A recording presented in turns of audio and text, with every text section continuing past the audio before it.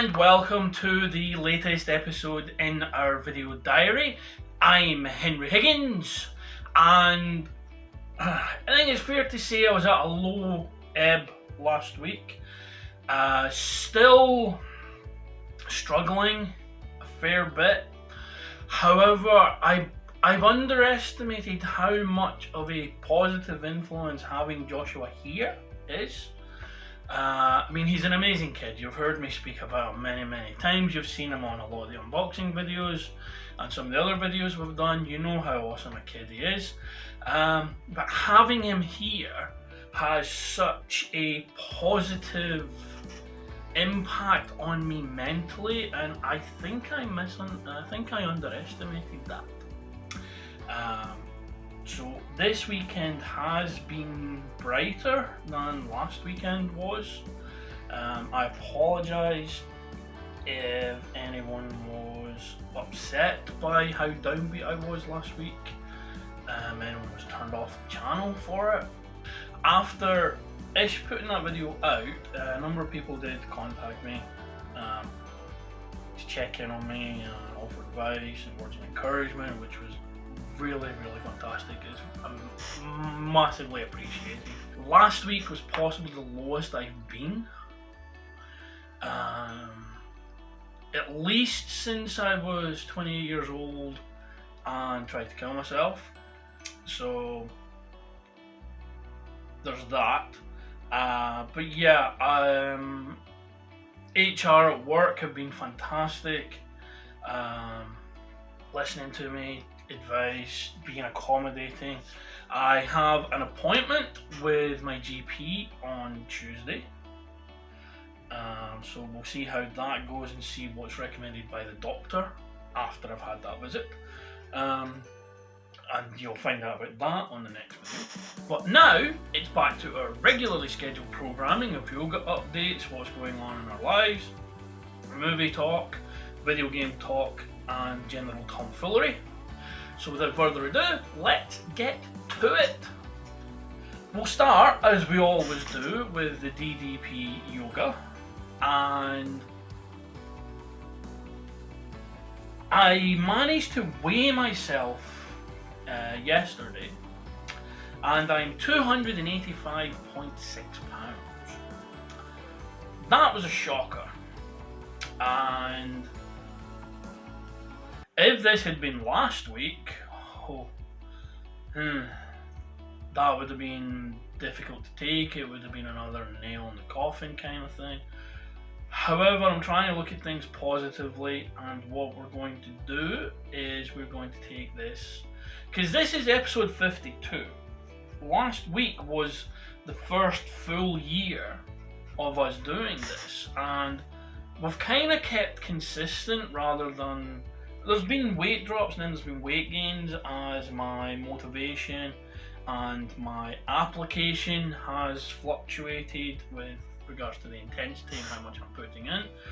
And a wise man once said, you only get out what you put in, effort-wise. So I need to up that quite considerably. I think there's a difference between doing the exercises and doing the exercises. Maybe I'm not putting enough resistance in, maybe I'm not applying myself as hard. Diet wise, I've said before, diet's possibly my biggest struggle. However, now that we've gone a full cycle, this is, even though it's episode 52, there was a couple of weeks missed through going to Scotland for a week, so we didn't do a video, and there was technical issues 1 week we didn't do a video. But it's been a full year, so this is week 1 of year 2. And what we're going to do is we're going to start over. So I'm 286 at the moment. It's still under the 300 and something pounds I was when I originally started doing this. So I'm still down. Regards to weight, I'm quite a bit away from my UFC Heavyweight target. So we need to work on that, but that's the goal. So we're going to set ourselves a goal here. This is the target, and it is by Christmas week I will hypothetically be eligible for the UFC Heavyweight Division. That is by Christmas week, so that's giving me 6 months, give or take a week or two, 6 months to reach that goal, and that's what we're going to do. That's going to require a heavier commitment to the exercising. It's going to require a overhaul of my diet with regards to how I prepare my food and what foods I'm having, because living alone, as I say, obviously Josh is here this weekend, but living alone does, and this is self-inflicted by myself, but it does create some challenges of motivation for the time spent cooking and preparing food when you're only doing it for yourself.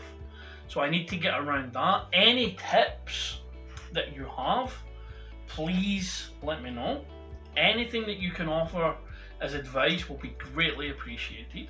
But as we say, we're starting year 2 this week coming. We're going to continue with the bespoke mixtape for now. I am finding it enjoyable, and I can do the exercises on that while distracting myself with watching podcasts or other videos, which helps as well. It takes your mind off what you're actually doing. I've found, at least for me, that if you are working and that's your focus, you can get bored rather quickly. But if you are paying attention to something else, then you can get lost in that and the exercises just flow, and then suddenly you're finished. So that's the plan. We'll see how it goes. Obviously, what I'm thinking of doing is, rather than weighing myself week to week, I will weigh myself month to month. So the last Friday of every month I will weigh myself. So it won't be a week to week thing, it will be a month to month thing. I think that may help. Who knows, but we'll give it a go. But for anyone on the fence about giving it a go, I would recommend you give DDP Yoga a go.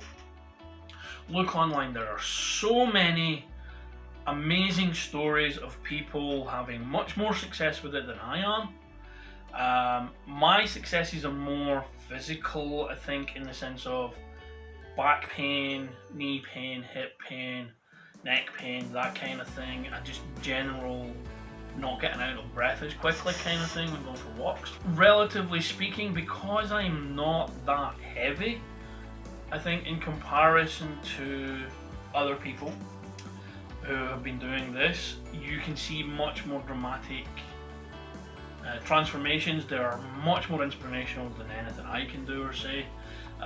Arthur Borman is obviously the poster child for inspiration. For anyone who doesn't know, Arthur was a paratrooper who had his back shot to pieces because of all the jumps he did. Had to walk with 2 canes, was told he would never walk properly. DDP Yoga got involved, and in 18 months he was standing on his head, he was running. He is the poster boy for what DDP Yoga can do, as are Jake the Snake and Scott Hall, 2 fantastic people that Jake and the program rescued. But for me, yeah, that's what's going on. So we'll see how we go over the next month.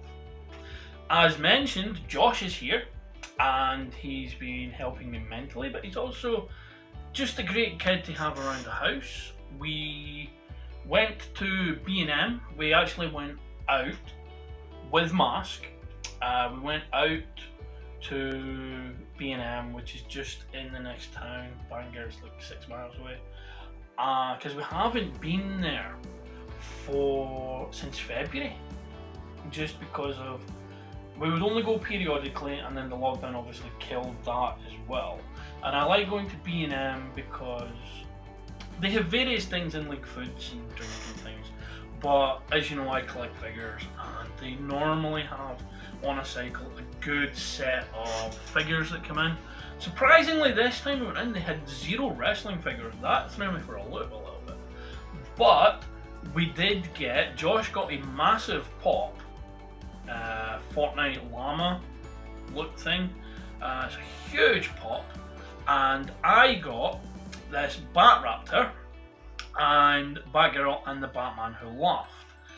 I didn't realise though till I got home, because there was a Nightwing there which I didn't want, but there's a Build-A-Batmobile. It's a small scale Batmobile, but there's a Build-A-Batmobile that comes in 3 pieces, and the 3rd piece is with the Nightwing figure. So I'm going to have to get that because I'm quite the completionist in that regard. But yeah, I'm very happy with these figures. What I'm thinking of doing, because I've been looking for like a decent scale Bat vehicle for a while, because I had a Suicide Squad diorama. It was like the wall of Belle Reve prison, but it was kind of bare, and I think with dioramas you need things that make them pop, and having a large scale Bat vehicle there where the hero figures can obviously be on around the Bat vehicle and the villains can be over here, I think that is something that I was needing, and I'm glad I've got that. And the Batman Who Laughed is just awesome. It's an awesome character, an awesome design. And Batgirl's Batgirl. Batgirl's one of my favourite characters, and it's a really great figure for her. Also got another figure delivered. It's another One Piece from AliExpress. We've got another 3 figures coming from AliExpress on the way, including a 1/4 scale Harley Quinn. And I really need to get more shells. Unfortunately, Argos hasn't opened yet, so that's the next thing. I'm going to be looking at boxing up some of the smaller figures again,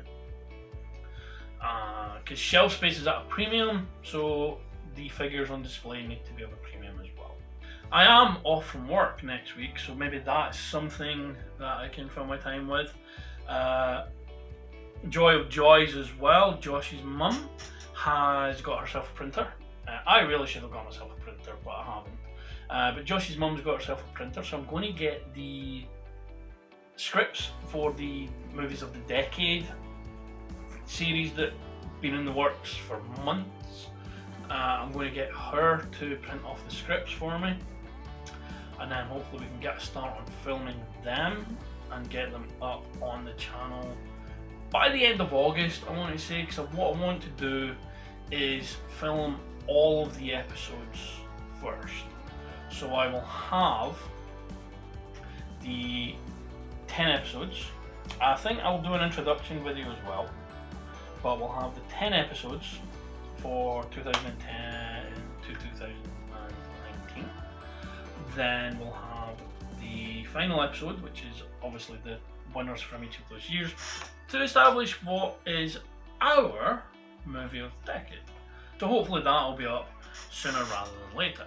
Talking of movies though, Josh watched the original RoboCop for the first time last night, and he thoroughly enjoyed it. It actually flew past. I forgot how short a movie it is and how quickly it goes past, and how little fat it has on its story. Other directors, maybe even a different time as well, and one there, it'd be padded out a bit, maybe. But no, this is a lean movie. I haven't queried him yet, actually. I forgot to ask him, because he's seen the RoboCop original and he's seen the remake, the reboot, and he really enjoyed both. He saw the reboot first, so it'll be interesting to see. I'm going to ask him what he thought was the better of the 2 movies. We do have RoboCop 2 and RoboCop 3 in the pipeline. I'm really not keen on watching RoboCop 3 again, but you know, completionist in me has to do it. After RoboCop 3, we are going to be doing Demolition Man. Word of a sequel has been put out there by Stallone himself. Wesley Snipes did a little poll on his Twitter, asking which one of 2 characters, one of which was Simon Phoenix from Demolition Man, which of 2 characters people prefer. I went with Simon Phoenix. I love Demolition Man. I love the character of Simon Phoenix. He's the reason I love the number 7. And there's a number of other things in there as well. I think that's where I maybe get my sarcastic way of speaking at times from as well. So it's subliminal influence. So thank you, Mr. Snipes, for that. But yeah, so we're going to get the 2 RoboCop sequels out of the way. Then we're going to do Demolition Man. I was going to do the Robocop Prime Directives miniseries, but don't think I will. Maybe we'll go back to that another time. But yeah, Demolition Man's going to be the next movie that we do. I showed Josh a clip on YouTube, so he's quite excited about seeing that as well. So it's going to be Robocop 2, Robocop 3 and Demolition Man. That's the next ones up. Then I think Edge of Tomorrow, Live, Die, Repeat, depending on where you are. And then we'll have a look at the big list that we've got of films to go through. In the world of video games, I've finished Call of Duty World War II, and I have started Days Gone, which is, I'm really enjoying it so far. I'm very early in the game, but I'm enjoying the atmosphere and the aesthetic and playability that I've experienced so far. But like I say, I'm only into it quite a short time. Most of my video game time is being spent avoiding spoilers for Last of Us Part 2. I'm torn between getting that now or waiting until the PlayStation 5 comes out and getting the inevitable remastered version. Because I made the mistake of that with The Last of Us 1. Because for those who aren't aware, The Last of Us Part 1 came out at the end of the PlayStation 3 cycle, and then was remastered for the PlayStation 4. And The Last of Us Part 2 came out at the end of the PlayStation 4 cycle, so will likely be remastered for PlayStation 5. I have seen some fantastic video game demos now, because obviously there was some release in the Sony presentation that was done, but having seen some of the video games actually in action as gameplay examples, I'm very excited for what the PlayStation 5, the next gen. I haven't seen much of the Xbox, I'm not an Xbox guy at all, but I imagine it'll be pretty similar. But having seen the PlayStation 5 video game gameplay in action, the feel, the 60 frames per second thing, the particle effects, the ray tracing, it looks fantastic. So I'm very excited to see, once we get further, like 2 or 3 years into the life of the generation, the next generation, when game developers have really got a feel for the hardware. I'm really excited to see what like Rockstar, Rocksteady, Naughty Dog, Insomniac, those kind of people can come up with. But for now, Days Gone is 2 thumbs up good. Last week, when I had my mini meltdown, justifiably so I believe, the world is still a big pile of shite. Black lives still matter. Racism is still a problem. There was footage of white nationalist, white supremacist protesters on the streets of America, and the police were protecting them and basically giving them like a shield, a human shield to do their thing, which is in stark contrast to when the Black Lives Matter protesters were peacefully doing nothing and were getting tear gassed and shot with rubber bullets, and shot direct with rubber bullets. The whole point of rubber bullets is you fire down and up. You bounce it off the ground so that a lot of the force is taken out. It's a non-lethal weapon. Less lethal probably should be, or less likely to be lethal, because people are dying from injuries. People are getting seriously hurt because the cops are not doing what they're supposed to be doing. They are antagonizing situations. There's footage of a protester who's just sitting on the ground and the cop comes over, pulls the mask down and pepper sprays them, even though all they were doing was sitting on the ground. So the contrast between what happened to the Black Lives Matter protesters and what they were sandwiched between the NRA nuts who went to, I think it was the Congress building, armed to the teeth, and nothing happened to them. Then the Black Lives Matter protests, and then now these protests from the white supremacist people not getting any hassle either. How can anyone deny that there are systemic issues at work here? But people are still fighting, people will continue to fight. I think at this point, or I'm hoping at least, the blood banks have been breached, and there's no stopping it now. The media has stopped really promoting or commenting on it, which gives the impression that the cause is slowing down. It's not. It's a design to make people more apathetic to it, to think, oh, it's been and gone. But that isn't the case. So keep fighting, Black Lives Matter, keep speaking out, not just in the wrestling business, any industry where things of people are being abused physically, sexually, mentally, and speak out against the bullies.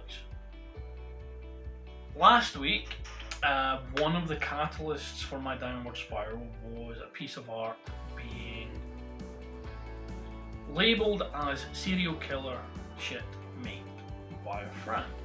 I do produce some dark, sinister, horror-like artwork. This was a calendar, it was a theme, just on a whim, you know, it was like a concept idea, how would it work? And a lot of people were quite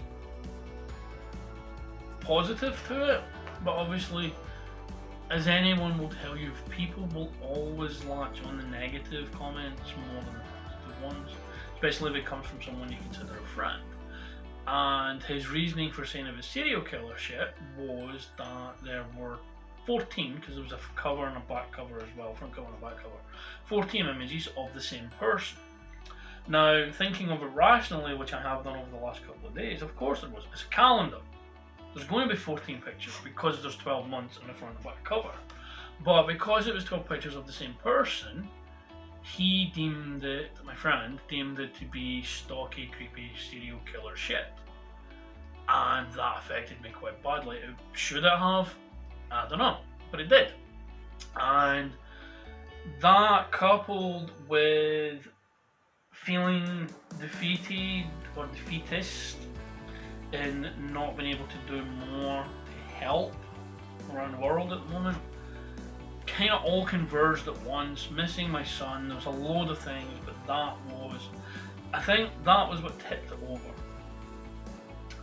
However, having spoken with people, as I've said, and kind of got some focus and such like, I made another couple of pieces. One is a horror themed one. One was inspired because of Robocop. So I did a little thing. And I'd like to go through some of my art with you now, just to give you an idea of the kind of things that I do, and the kind of things that I like to produce. Before we go any further, I cannot draw for shit. I can't draw at all. Steve Saxon will confirm that as well in the wrestling, that I can't draw. But literally, I cannot really draw well. But what I think I can do is create digital art via manipulation, and kind of doing like a Lego thing of taking images and being able to modify them, tweak them, integrate them with other pieces and backgrounds and things to create a piece of art of my own. And with that, concepts come and go. And for some of these pieces are actually really old. Some of them are over 10 years old. Some of them are inspired by people close to me. Others, like one of the Robocop pieces I mentioned, is inspired just because I've watched Robocop and I was inspired to do something. But if we go through them, they're going to pop up around here. I'll just go through them, and feedback would be phenomenal. Positive or constructive criticism, just saying to someone that sucks, doesn't really help anyone. If you explain why you think it sucks, then that's a different story altogether. But if we go through them, I'll just talk through them quite quickly. I'll try not to bore you too much. But the first one was actually the background on the TV last week, and it's We Are Legion for We Are Many in Latin, which you can see here. It's quite a dark piece. It's intentionally so. The eye with the claw was sourced from a public domain stock images thing. So I have no idea who the artist is, it wasn't mentioned on there. But I find it can be implemented into many different things which I've been experimenting with. But I love how it's the centerpiece of this one, especially with the We Are Legion. Legion's obviously like a demonic entity in the Bible, so it gives that kind of demonic feel of an eye coming through. But yeah, that one I'm really happy with. I'm happy with the lettering. The only thing on there that wasn't me is the eye and the little hand. The lettering's all me, and the actual background was manipulation from me as well, using some online software. iPicky is one that I use a lot. I recommend that. This next one is Azazel. It is a more recent piece. I think I did this on Thursday, maybe Wednesday, but I definitely did it near the end of last week. And Azazel is a demon from the Bible.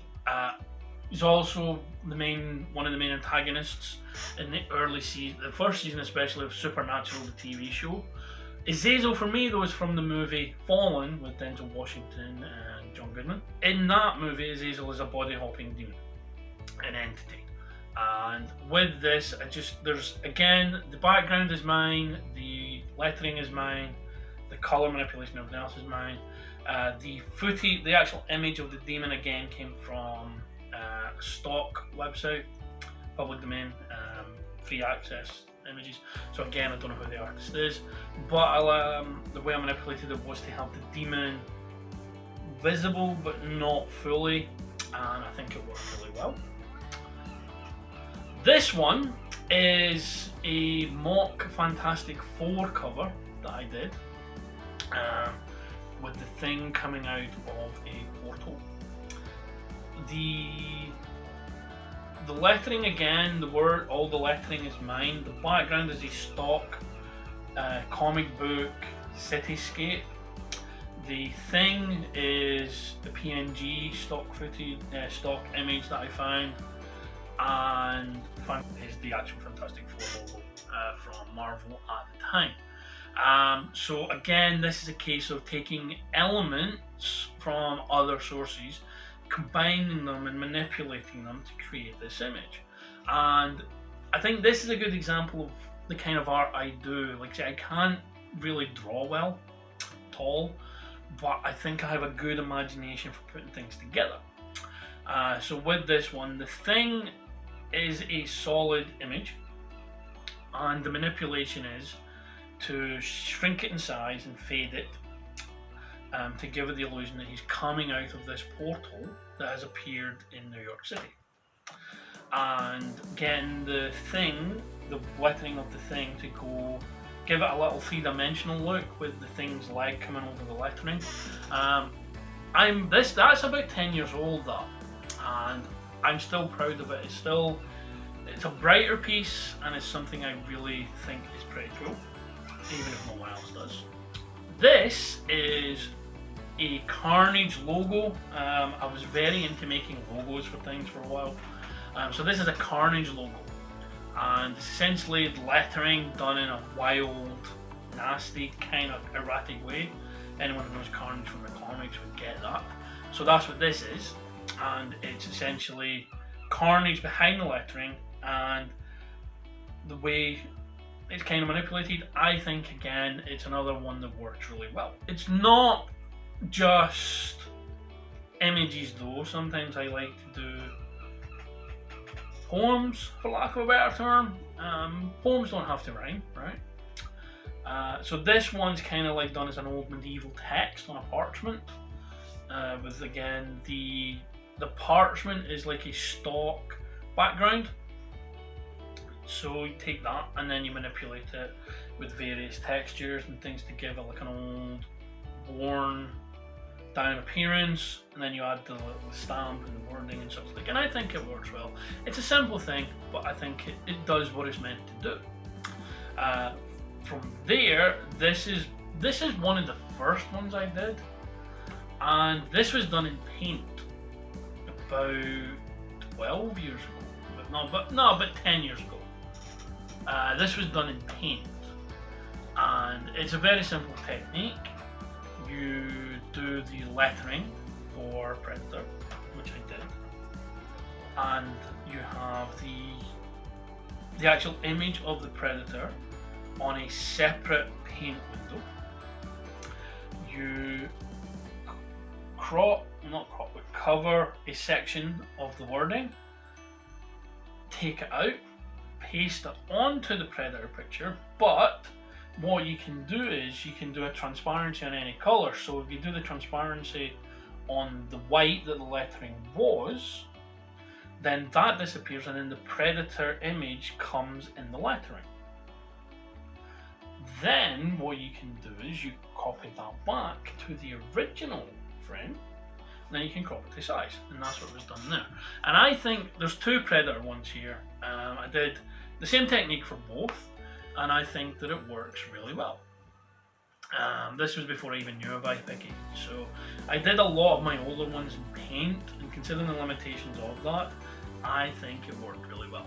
This was, again, this is going back like 10 years, and it was it was an online forum at the time, and we did a competition where we had to come up with a concept for an album cover, and all we were given was two phrases. The first phrase was the name of the artist, and the second was what the name of the album had to be. And then from there you would just go and do your thing. It's a very basic one, but I like it. I think it's cute.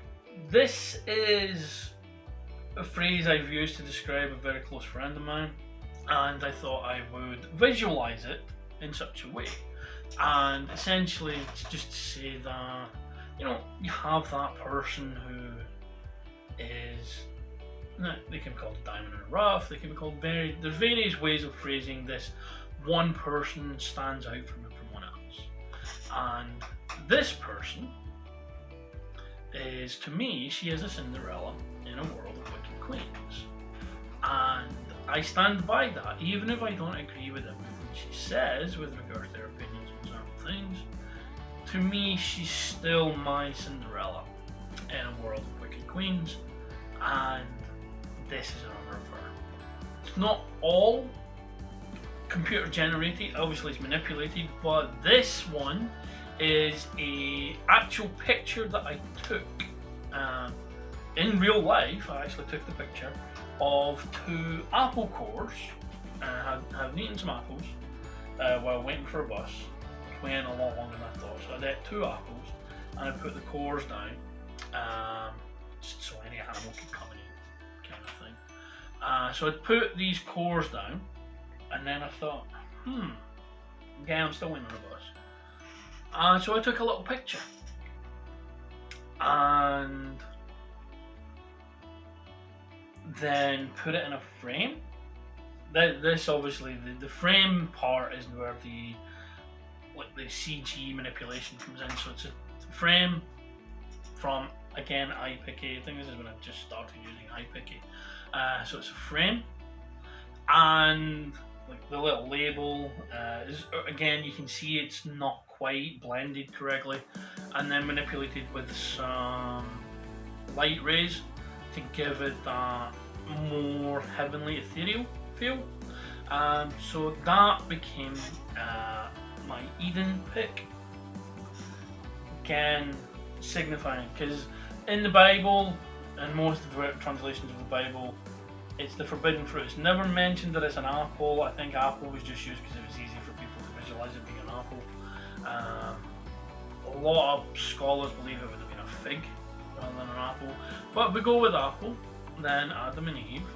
Eve took from the apple first, and then Adam would have taken from the apple, and that's where shame came from, and then everything else just fell from there. So this is the end of Eden for me, and it's the eaten apples.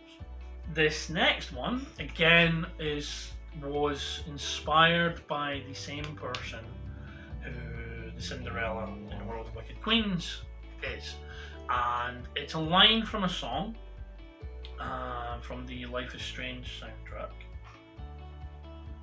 and essentially, you know, we play hide and seek at Morphles. It has cute connotations, a more playful time with less worries, and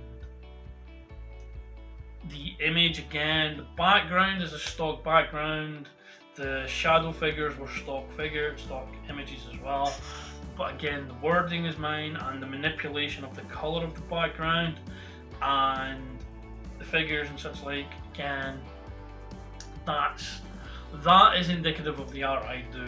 I take stock images for the most part and just put them together, and this is another example of a smaller piece, a more intimate piece, and I think it works really well. More basic and more pertinent to the world today is this little play on words for our good friend and great president, best president, wonderful president, Mr. Donald Trump.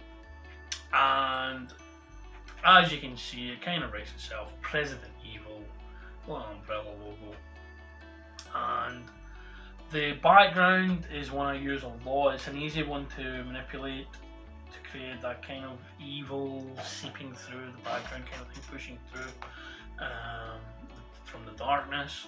And I think it covers him pretty well because he is evil. Because he willfully does things to harm others. And in his position, he should be uniting, he should be looking for diplomatic responses, and he doesn't, he just shouts. He has no filter, and he is, without a doubt, possibly the most dangerous man on the planet right now. And that ends the political part of this gallery that we've got going on, so let's move on quickly to this next piece, which was, again, I like getting inspiration from things. And this was, there was a TV, it was a TV show from Rooster Teeth. It was on their channel, it's called Day 5. If you haven't seen it, go watch it, it's actually really fantastic. And this was a little manipulation thing that I did to give that effect of decay and such like, and it was the Day 5 logo. The mouth is actually Helena Bonham Carter, but I think it works really well again. And again, it's a simple one, and sometimes simple is the best.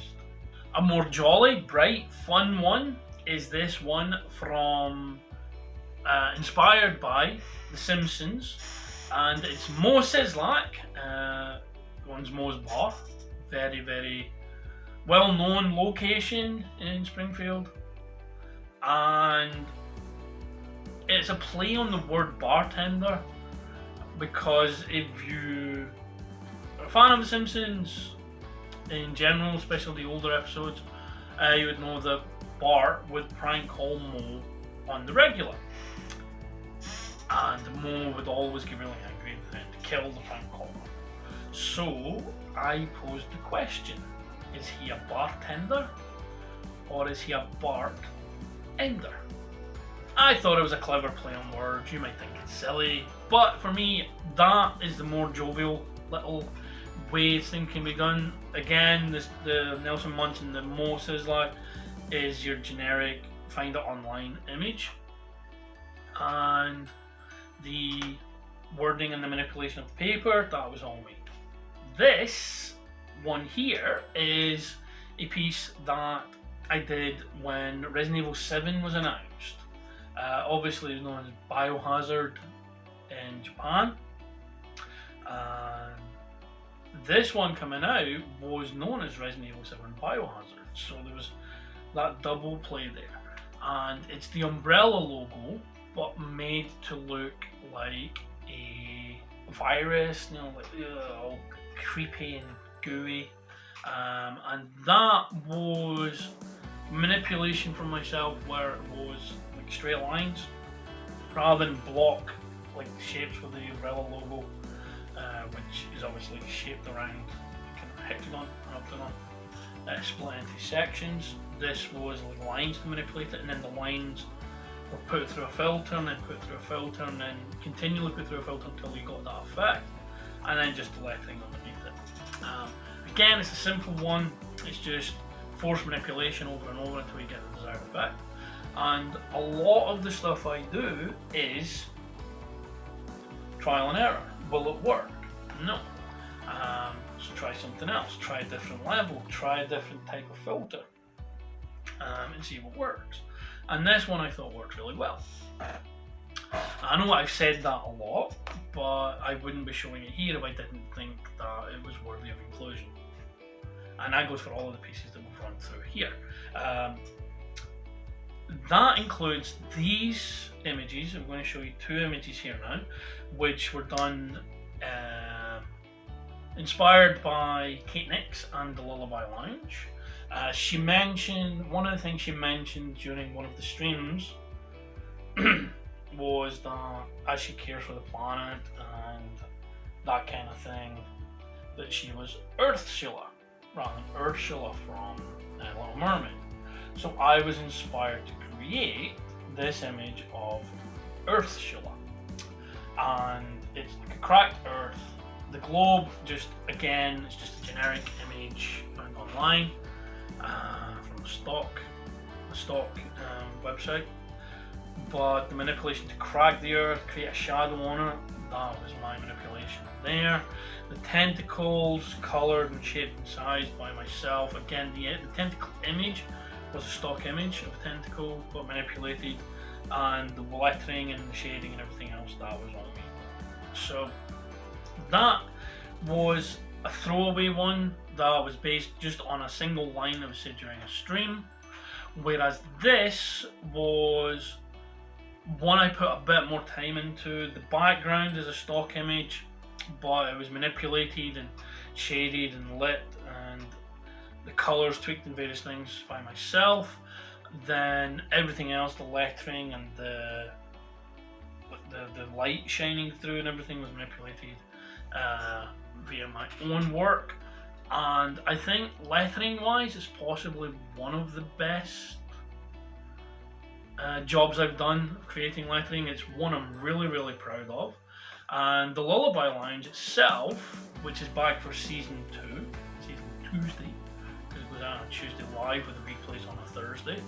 The Lullaby Lounge is something that I really feel helps get through the day. The Lullaby Lounge is something that I feel has been a great help. It's a fantastic community, and song and chat with the stream, and I think it's one of those things that centers you and grounds you. And for that hour and a half that the stream's going, something a lot longer, the world seems a better place. And I thank Kate, I thank Catriarchy, the Lodestars for that. The Closet Champion stuff that they do with the Fidian Cobra is also fantastic. I thank him for his output as well. It's always fantastic to see, and when they work together, it's just magic. And Bright Kelly is another one. I have done some art pieces for him, but I've not included them in the slide here. Bright Kelly's another one who does a fantastic stream, as does Pisces Pixie. There's a few great streamers out there who help when the world seems as its bleakest. They help, and they help a great deal.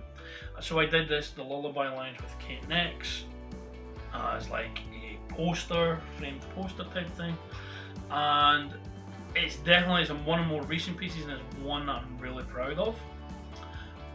And if you get the chance, go check out the Lullaby Lounge, because the Lullaby Lounge is absolutely fantastic. But support local musicians, support independent musicians, support streamers, support those who are, even on the smaller scale, bringing in a sense of joy. Support them as best you can. If that is buying their merch, subscribing to Patreons, do so. If you can't afford that, or your money is better spent elsewhere, then just watching and subscribing to channels and such like, including this one, is a great help. And if that's something that you feel you can do, then do it. It helps more than you'll ever know. And finally, with that shameless shill out the way, here's the most recent piece I did after watching RoboCop yesterday. A little bit of inspiration. Rather than RoboCop, it's Murphy. The background is from an artist called Frictional from DeviantArt. It's about 8 years old, so I don't know if he's still on DeviantArt, but thank you for the little cartoon background. The cartoonish RoboCop was again from a public domain free use site, and everything else manipulated together was your good self again here. I think it's a quirky little piece. I think it works really well. You've heard me say that a lot, but I'm not gonna lie, I really like this one. I know I did it myself, but I just think it works fantastically well. And I hope you like it too. Again, feedback, that's the end of the tour of the gallery. I do have hundreds of other images, but I didn't want to go through them all. But any feedback in relation to the art you've seen, anything you'd like to see me try, to give me some inspiration, by all means go for it. I am hoping to have a new PC by the end of the year, which means, because that PC is like 15 years old. 15 years old. It's a very old PC. It's done me ridiculously well, but I'm hoping to get a new PC by the end of the year, which will allow me to get more advanced art programs, including hopefully Photoshop or some other higher level art applications, to see what I can do then. Because I am still limited in what I can and can't do.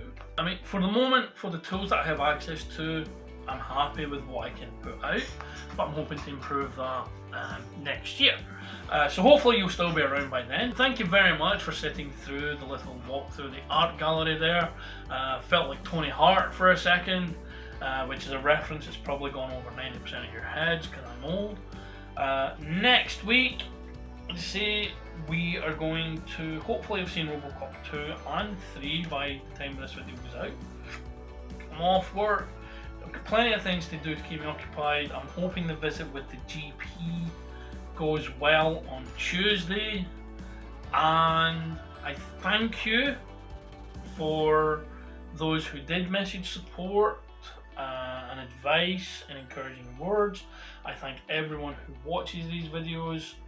I thank you for sharing the videos. I thank you for subscribing to the channel. I thank you in advance for subscribing to the channel if you haven't already. And I'll see you again next week. So thank you very much for watching this video. Like, share and subscribe. Remember that Black lives still matter. Have a great week, and I will see you again soon. Goodbye.